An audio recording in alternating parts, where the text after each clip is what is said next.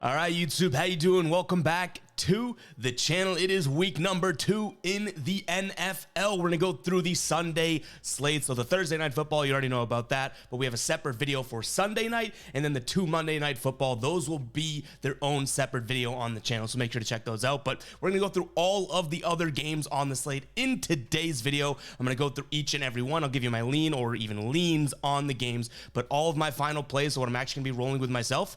If you do want to fade me, those plays will be in the pinned comment. Before we jump into it, guys, hit that subscribe button, hit that like button. You went absolutely crazy in the last video on the likes and subscribe, so we pumping some crowd noise and celebrate that. We're almost at 30,000 freaking subscribers.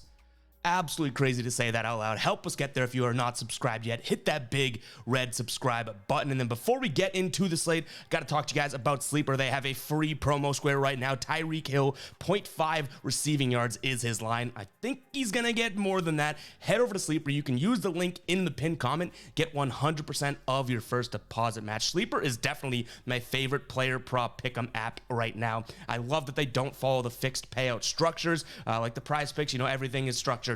2 for 2 equals 3 times, blah, blah, blah, right? Sleeper is a little bit more unique in that sense, where each and every player that you throw into your slip has its own unique multiplier. So it's a very cool app. Head over there, guys. Again, that link is in the pinned comment, and you can also just use code GUYBOSTON, get 100% of your first deposit matched, and you get this damn Tyreek Hill square. Keep an eye out on my Twitter at FGuyBoston. That's where I'll be posting my pairing or my slip with Tyreek Hill over the weekend. So keep an eye on that. But enough rambling here. Let's go ahead and jump into game number 1 of the slate. We got the Atlanta Falcons taking on the Green Bay Packers here.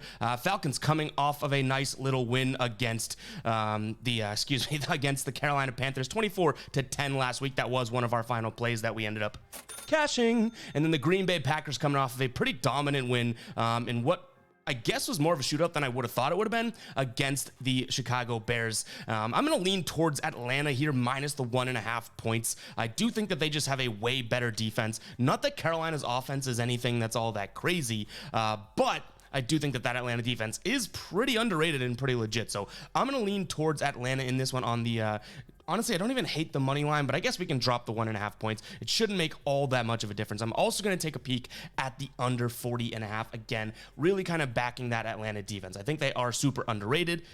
Maybe it changes after week number 2, right? We don't have the most statistical significant stuff to go off of after just 1 week of the after 1 week of the new season. But nonetheless, give me the under as well as Atlanta. Keep an eye on the pinned comment to see if those do indeed become final plays. Next up, we have Buffalo taking on the Raiders here. Buffalo obviously having that sort of just a weird game last week against the Jets. Obviously, they lose that game. Aaron Rodgers goes down. Like I said, just a really, really weird game. In terms of what we're leaning here, we do have a huge spread for Buffalo, -8. And when I say huge, it's big for week number 2, and, you know, Josh Allen didn't look all that good. The Bills didn't look all that good, but I am going to lay the points here. I've seen this at 8.5 on plenty of sports books. So, you know, 8 is a little bit of value, so I'll lean towards Buffalo minus the points. I do think that they have a big bounce back week this week. Some injuries, obviously, with Las Vegas here dealing with that as well, and they didn't look like, I wouldn't say they looked incredible against Denver in week number 1, right? Denver, that team is really, really sloppy right now, and Vegas only beat them by 1. So give me the Bills in this spot here. And then in terms of a total, I do like the over 47.5. Now, this is more or less backing the Bills than it is the Raiders. The Raiders only scored 17 points in week number 1. The Bills only scored 16, so you're probably like, what the heck are we talking about here? But I do think the Bills bounce back and their offense kind of explodes and probably doubles up on what they did last week. So if the Raiders can just show up, I think that we do cash the over in this one as well. All right, the Bengals taking on Baltimore. I do have a pretty strong stance in this game. If you guys didn't check out Head to Head, the show that I do with Tassos, another guy on the site here, we go head to head each and every week in a round by round format and try and battle each other out that week in the NFL. I gave a pick in this one. I took an alternate line on the Cincinnati Bengals here. Go check out to see what that is, but I will say, obviously, if I took an alternate line on them, I do think that, you know, I'm not really hiding anything by telling you guys that I am liking the Bengals Bengals in a bounce back spot here. This says -3.5. It's actually at 3 over on FanDuel right now. Baltimore losing J.K. Dobbins, a couple other injuries as well. I don't necessarily think that, I think this Baltimore team's a little overrated. I explain a little bit more about it in H2H, so make sure to go check out that video, guys. Yeah, I will say, I think that Cincinnati bounces back. I think their offense fires. We've seen them start slow, but I think 1 week is enough to give them a little grace period, and now they're back in action. They have to be fired up coming into this game. I'll take them. And then in terms of a total,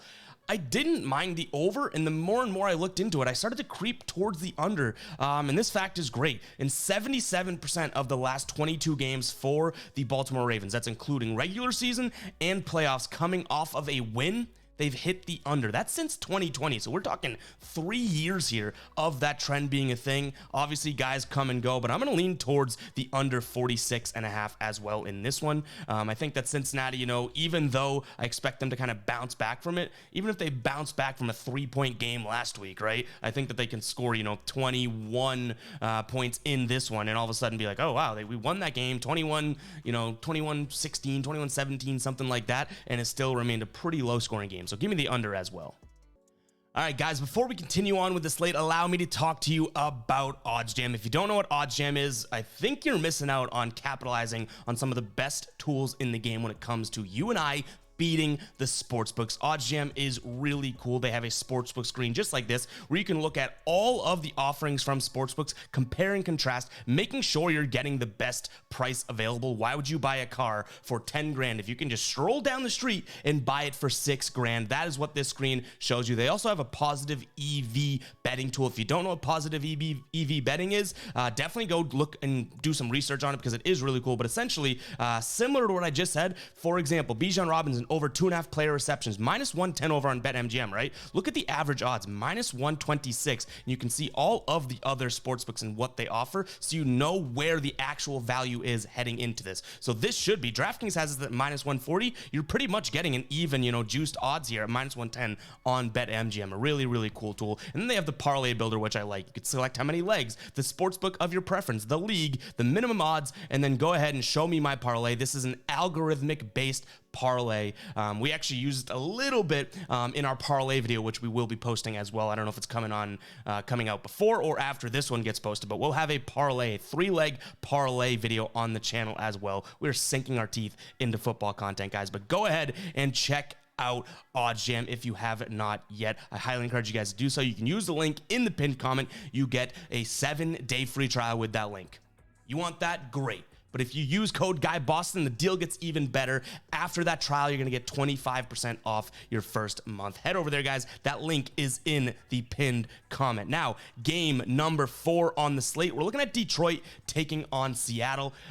Me and Tassos and H2H went back and forth on this game. At the end of it, it was very, very funny. But I'm going to lean towards Detroit. They are the better team. They looked really good against Kansas City, especially from the defensive side of things. So I'm also going to lean towards the under in this spot. I think I liked what I saw from them. And we also have a Detroit play or a player prop in our parlay video. So make sure you guys do check that out. Subscribe, turn on the notification bell so you don't miss any of those videos, all right? But yeah, I like Detroit minus the 5 points and the under 47.5 here. I wouldn't mind teasing this type of game where Detroit maybe catches a couple points or a point. And then you also have that under way up to like 53.5. So keep an eye on the pinned comment. A teaser could be in the works for this one. All right, we got Houston hosting Indianapolis here. Houston losing to the Ravens last week. Indianapolis winning against the losing as well against the Jacksonville Jaguars. So both these teams 0-1 to start, 0-1 against the spread as well. I don't think that Indianapolis looks terrible against Jacksonville. Houston, I could say, looked pretty terrible. I'm going to go ahead and trust the team that I think looked a little bit better. And even with some trends here right now, the Houston Texans are 3-17-1 at home after a loss in their last 21 games. And then the Colts are 8-1 against the spread versus the Houston Texans on the road over their last 9 games. So I will take the Indianapolis Colts getting points here, plus 1.5. And then in terms of the total, 39.5, you got to go under, right? Like, neither one of these offenses have proven to be squat yet. So you got to go under. Even though I wouldn't necessarily say the defenses are there for either team, this offensive competency just cannot be, rearing and ready to go, right? Like, we got to see a little bit more before we trust anything like that. So give me the Colts on the spread here. We'll take the points, and then I'll also take a peek at that under. Jacksonville taking on Kansas City. Many people thinking that this is the play of the game of the week, and I like Kansas City in a bounce back spot. Everybody and their grandmother is on Jacksonville right now. I like Kansas City minus the 3 points. They have to bounce back. I don't care if their wide receivers didn't look good. They should have Chris Jones and Travis Kelce back. Big deal, right? They're not just getting one of those guys back. Both those guys are coming back. And you could say, oh, they're rusty, blah. Maybe. Those guys are two of the most talented guys in the game. Playing with one of, if not the most talented guy in the game in Patrick Mahomes. I'm going to take the Chiefs here, minus the 3 points. The total is sitting at 51.5 now. So it says 51, on the graphic here, but it's actually at 51.5. I think this is going to be a shootout. People are hooting and hollering about the Jacksonville defense and blah, blah, blah. 21 points to the Colts. Like, I don't think that this defense is nearly what it should be. Their offense much improved from last year, and they weren't that bad last year. So I think that they can kind of keep up with the Chiefs. I'm just thinking that the Chiefs and hoping that the Chiefs win this game by 3 or more points, because even if it pushes, we know we're on the right side of it. But give me the Chiefs minus the 3 points, as well as the over 51 and a half. It's now moved to, like I said. But by the way, I will say, Chiefs minus 3, like tenfold how confident I am compared to that to the over. I want to make that clear. I love the Chiefs this week. All right, Tampa Bay taking on Chicago. This is the first time I'll admit I went back and forth. And if you're on the opposite side of me, I wouldn't be surprised if you decide to fade me. But I'm looking at Tampa Bay here on the money line. My initial thoughts, and if I could show you my notes, I would. I was all over Chicago because I do think that this season means more to Chicago than it does to Tampa Bay. Hopefully that makes sense here. Like, I think Justin Fields has a lot to prove. Baker Mayfield, he's probably thinking I got, haters to doubt, or doubters to prove wrong. Not the same. Like, this is either the franchise quarterback for Chicago or it's not, right? So I think that the Chicago team is a very good team, but 2-12 in their last 14 games. You're obviously dating back to last year. I do think some improvements are made, bring in DJ Moore. Like, I get it, but I do think Tampa Bay has some of the names, and if things just click a little bit, they are the better team. Does that make sense? Even with Baker, I love Rashad White, Mike Evans, Chris Godwin. Like, even if these guys just click a little bit, they are a better team, right? Like, they have the better names, they have the better talent. So give me Tampa Bay on the spread here, minus 2.5. But if you're on the Chicago side of things, I'm not trying to talk you off that at all. No, sorry. In terms of what we're looking at for the total, though, 41, I like the over. I don't think either of these defenses are all that, like, crazy. Tampa Bay's definitely not. I would have thought that Minnesota would have put up more than 17 points against them last week, but they just didn't, right? Which is kind of interesting. Then Minnesota goes out there and puts up a bunch of points against Philadelphia, a better defense, but I'll take the over 41.5. I do think, like I said, the Chicago offense much improved. Justin Fields hoping to take that next step, get even better, and then Tampa Bay has those weapons. I just don't think there's going to be much defense in this spot. All right, the Tennessee Titans taking on the LA Chargers here. I do like Tennessee in this spot. They covered for us last week in a close game against New Orleans, and I think it's going to be a similar type of a game here. The total sitting at 45. Tennessee at home, I love their idea of, ground and pound, using Derrick Henry to be able to kind of combat that team. Give me them on the, maybe even on the money line. I could sprinkle that too for some plus 130-ish odds. But I'm kind of like a Tennessee sucker. Derrick Henry is one of my favorite players in the NFL because I've had him in fantasy football. He's been my keeper since he's been in the league, right? So I'm like, I got a soft spot for them. So keep that in mind, all right? That this could be, and I admit it when I am, right? I'm pretty transparent with y'all.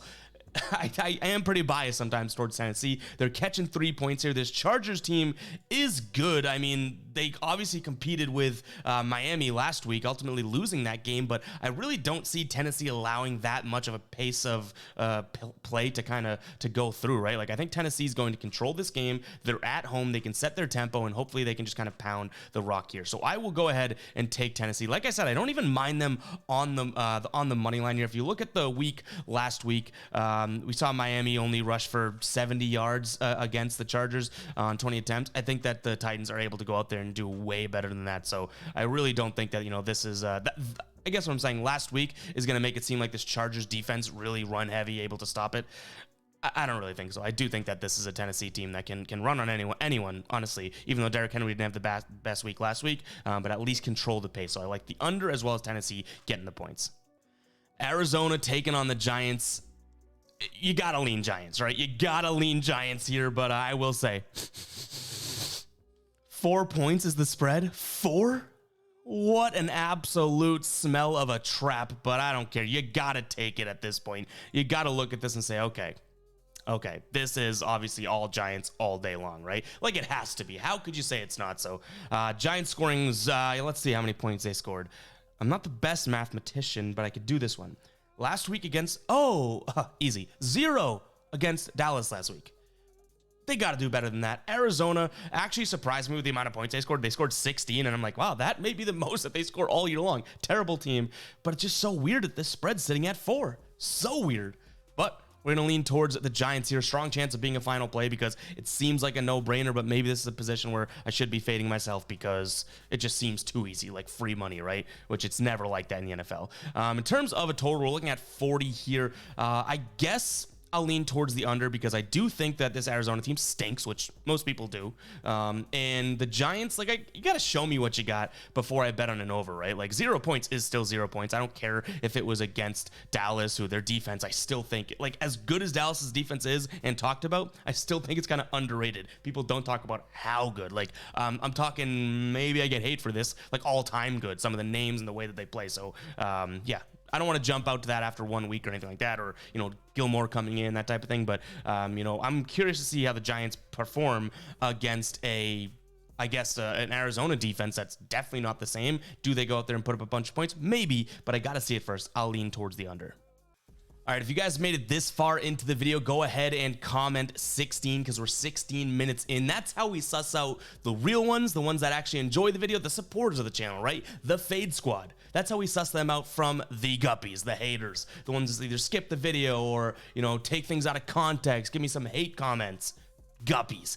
Show me that you're a real one, guys, a part of the Fade Squad. Comment 16 if you made it this far into the video. We're looking at the Rams taking on San Francisco. Speaking of guppies, bring it in, guys.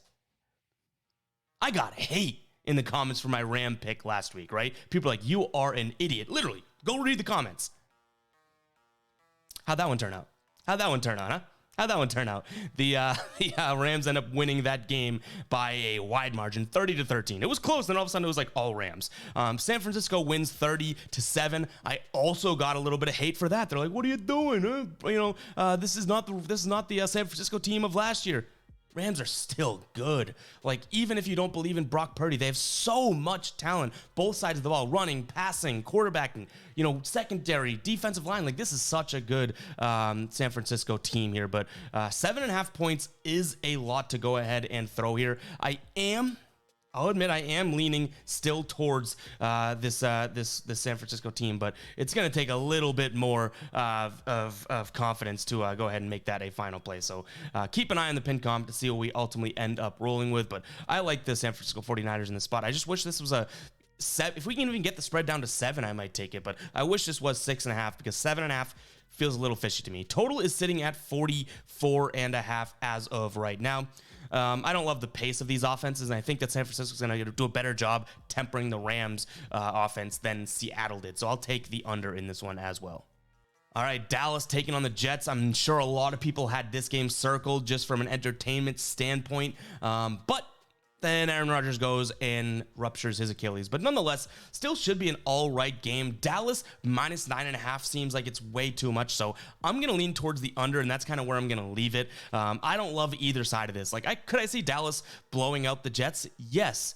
But the Jets kind of have something to build around now, and they have a legit defense. Like, talk about a defense that doesn't get credit. A legit defense, and they do have playmakers, so they could keep this game close. 9.5 seems like it's way too much to be laying as the Cowboys, and that's kind of where my mind just sits and dies with it. Like, I'm not looking at this saying the Jets are definitely going to cover, and I'm certainly not looking at it saying Dallas is definitely going to cover. So at that point, you kind of just got to...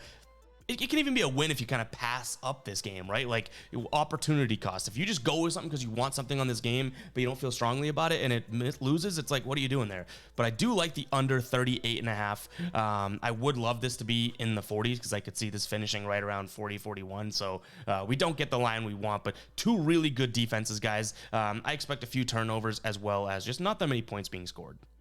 And our last game of the week here, we got Denver taking on Washington. Denver right now 3.5-point favorites, total sitting at 39. I like the under in this game because I definitely don't believe in these offenses totally. I want to see Russ start to cook. Like, Russ, if you're a cook and you're going to cook, serve me an appetizer before I keep getting promised the main course, right? Like, I need to see something from this dude. I don't think he has it yet. Do I think Russ will work out? Gun to my head, yes. Week number 2, I don't necessarily think so. So I'm actually going to look at getting the points with Washington here. A little crazy, I know. I doubt it becomes a final play because, like I said, I do think Russ is going to catch on at some point, but serve me a little appetizer, a snack before you talk about cooking a full meal, right? Let Russ cook. Let Russ, like, bake. Let him make some cereal before we talk about him cooking. Washington in the points, then the under. And I like the under more than I do either side in this game. And, guys, that is going to wrap it up for today's video. If you made it this far, hit that subscribe button, hit that like button. Guys are awesome. Thank you so much for the support. We're getting plenty of new subscribers and everything since the football season, and we put out, I think it was 16 videos myself last week. There's 7 days in a week, man. 7 days in a week, we put out 16 videos. We're grinding our asses off for you guys, and you guys are making it easy. All the new subscribers and new comments and likes and all that, guys, that makes it so easy to wake up super early in the morning, record a bunch of videos, that type of thing, and grind our asses off. So I can say nothing but thank you from the bottom of my heart. Who knows how successful this NFL season will be from a channel perspective. So I'm really curious to see where this goes, and we're not stopping anytime soon. So thank you guys so damn much, and we'll catch you guys in the next video. All right, peace out.